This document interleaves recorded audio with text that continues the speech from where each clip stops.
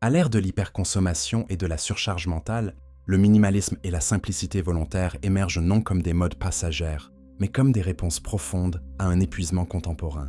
Il ne s'agit pas seulement de désencombrer un placard, mais de désencombrer sa vie.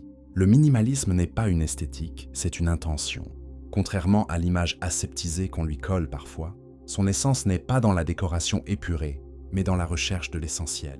C'est une pratique qui questionne chaque possession, chaque engagement, chaque flux d'informations. Cela ajoute-t-il de la valeur à ma vie? Le but n'est pas la privation, mais la libération. Libération de l'espace physique, pour gagner en clarté et en sérénité. Libération du temps, pour le consacrer à ce qui compte vraiment plutôt qu'à l'entretien du superflu. Libération mentale, en réduisant les sources de distraction et de comparaison. La simplicité volontaire, quant à elle, est une philosophie de vie. Elle pousse la réflexion plus loin en interrogeant notre rapport au travail, à la réussite et au progrès. Elle propose de ralentir, de consommer moins mais mieux, de privilégier l'être sur l'avoir. C'est un choix délibéré de résistance à la pression sociale qui mesure le mérite à l'accumulation.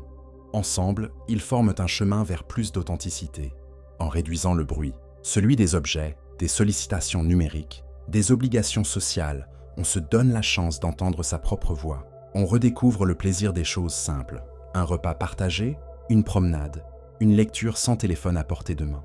On se recentre sur les expériences plutôt que sur les possessions, sur la qualité des liens plutôt que sur la quantité de contacts. Le moins devient alors un puissant mieux. Mieux être, car on allège le poids d'une identité construite sur ce que l'on possède. Mieux agir, car on consomme avec plus de conscience, réduisant son empreinte écologique. Mieux ressentir, car on n'est plus constamment en état de manque ou de comparaison. Ce n'est pas un retour en arrière, mais une avancée, une manière de reprendre le contrôle sur sa vie, de la construire avec intention plutôt que de la subir par accumulation. Le minimalisme et la simplicité volontaire nous rappellent que la richesse d'une vie ne se compte pas à ce que l'on ajoute, mais souvent à ce que l'on a le courage de retrancher.